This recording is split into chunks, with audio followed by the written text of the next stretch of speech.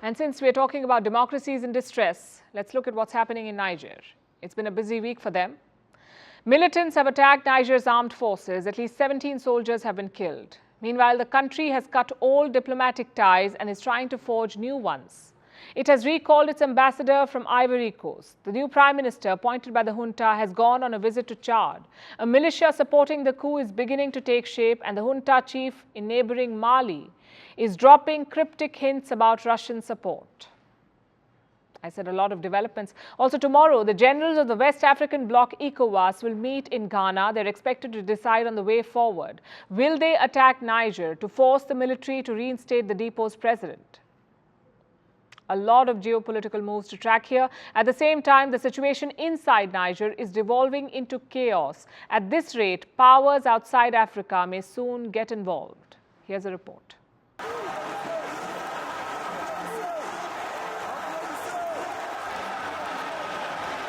Niger's military ousted the democratically elected President Mohamed Bazoum on July 26th. They gave a host of justifications. One of the main ones was the failure in dealing with militant extremists. West Africa has been facing extremists for years now. The US and European nations partnered with governments in the region to combat the militants. But the militaries in Mali, Burkina Faso and now Niger became impatient.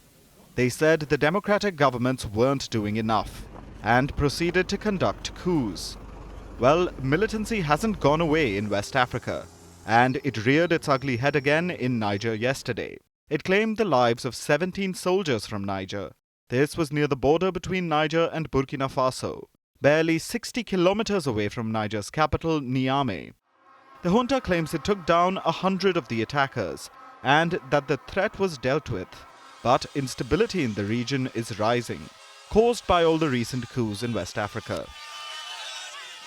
And it's creating the space for militants to regroup and expand. So the coups may be adding fuel to the fire. However, extremists aren't the only threat to Niger's junta. They also have to worry about a military intervention by ECOWAS. It's a regional bloc. ECOWAS is short for Economic Community of West African States. And the group threatened to invade if President Bazoum wasn't reinstated. The deadline was about 10 days ago. But ECOWAS hasn't marched on Niger yet. They've set up a standby force, and the military chiefs of ECOWAS nations are meeting tomorrow. But there's no definite sign of an impending intervention. There are three factors behind this. One is local sentiment. Nigeria currently chairs ECOWAS, and Nigerians, especially from the country's north, share close ties to the people of Niger. Leaders from northern Nigeria have been trying to prevent a conflict. They've been trying to deepen diplomatic channels between Niger's junta and Nigeria. The second factor pausing the military intervention is the West. The US and Europe are still holding out hope for a diplomatic solution. When the deadline to reinstate Bazoum expired, Germany and Italy appealed for calm. Yesterday, the US weighed in. We remain very focused on diplomacy for achieving the results that we want, which is the return to the constitutional order. And I believe that there continues to be space for diplomacy in achieving that result. US Secretary of State Antony Blinken says there's still space for diplomacy. But the US also believes that the space is shrinking. And if Niger's junta goes through with its threat to prosecute President Bazoum for high treason, that diplomatic space may close completely. Niger's junta knows this, so it's been trying to gather allies. Which is the third thing preventing the military escalation. Niger's junta already has the support of Mali and Burkina Faso. Both countries saw their own coups recently, and the military dictatorships all seem to be banding together. Niger's military leaders also seem to have the tacit support of the junta in Guinea. And now they're reaching out to Chad. Chad also saw a coup recently in 2021. And yesterday, Niger's new junta-appointed prime minister went to Chad on his first state visit. So, a bloc of coup-hit nations seems to be forming.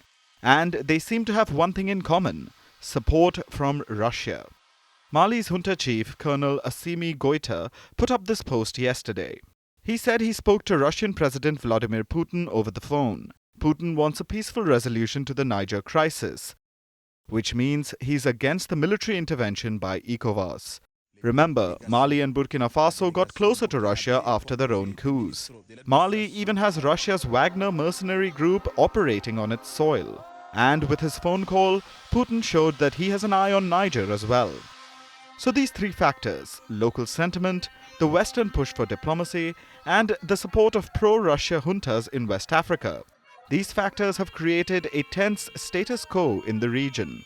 So the ECOWAS generals have to think carefully. Any change to this tenuous situation may cause West Africa to erupt in war. And it's likely that the fires won't stay in the Sahel alone.